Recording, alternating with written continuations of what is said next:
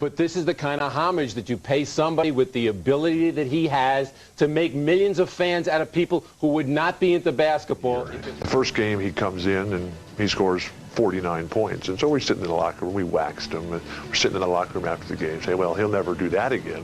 He certainly didn't. He scored 63 the very next game. You knew you couldn't conquer him. You knew you couldn't beat him.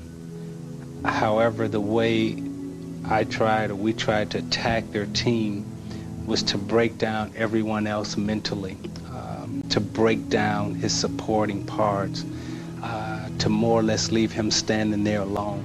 My last year there in '89, all of a sudden, I think people really realized what this guy was all about, that he really was the epitome of winning. He never would stop, you know, from start to finish.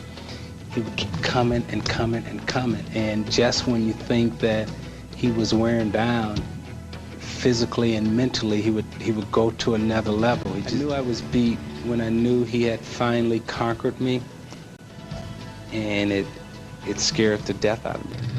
From that point on, you know, once he got on top, our mentality was the same. It's a matter of conquer and destroy. And once he got it, he's never stopped since. You know, I thought I was the most competitive person that I ever knew until I met Michael. The thing about Michael is the fact that he could go 1 for 50 or 1 for 20, but that one shot may be the greatest move you've ever seen in your life. You know, and that's what makes him special. That's what makes him Michael and everybody else down there. Part of being a champion and part of understanding the mental psyche of a champion is that you take that away from a person before he walks into the game. You make him concede before he steps on the court that not only are you gonna get beat, but it's about how bad I'm gonna beat him.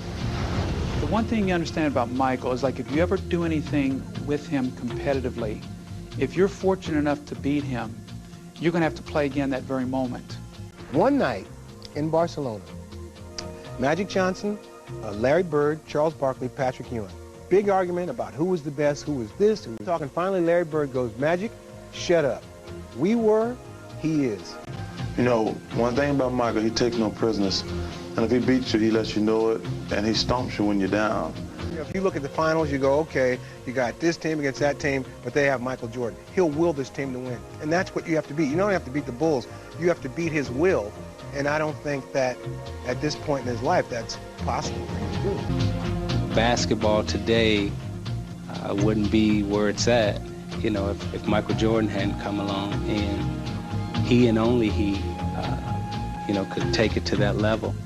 What I want to tell fans is set your VCRs now, because once he goes, that's the only thing you're going to have is the memories and all the plays, all the joy that he gave us, because there won't be another one, that's for sure. Also said they want to win tonight so they can have a better record than Seattle. Now, another question I asked him about this being the last game of the NBA season, would this be his last appearance? He said he is tired of talking about that. His focus is on winning a championship. Sometime next summer, he will make that decision. Bob? That was Houston's first. Michael. It's a two-point basket. His first of the night. All right, thanks, Amon. At Spike, Terry Cummings, the veteran, just in. His reverse shot ties the game at 29, but not for long. Simply off guard penetration, the drop off and the lay-in. The Knicks are within one. Michael brings it back to 3. Michael Jordan loves to get into that mid-post area. Great footwork, the fading jump shot. You cannot get to that. Rebound Jordan. And the only series the Knicks won, they won in 7 games in '94 when Michael was playing baseball. Scoop shot by Michael.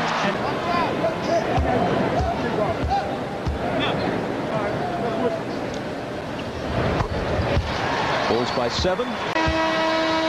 Another way of looking at Michael's career.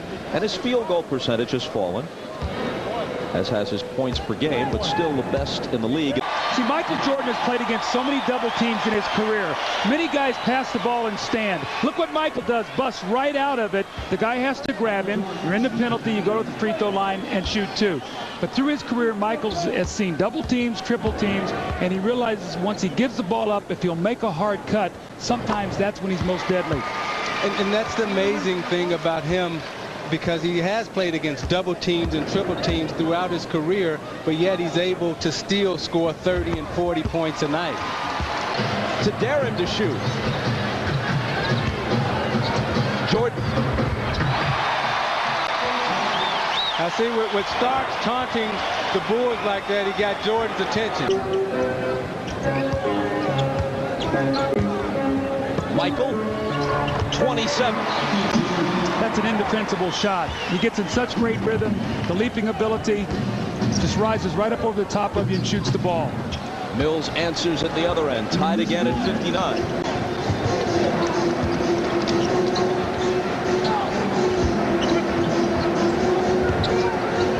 Michael with room, 29. Michael Jordan is so good off the basketball, but again, when he wants to get comfortable, he goes into that low post. He looks over his shoulder, feels the defense, and always goes away from pressure.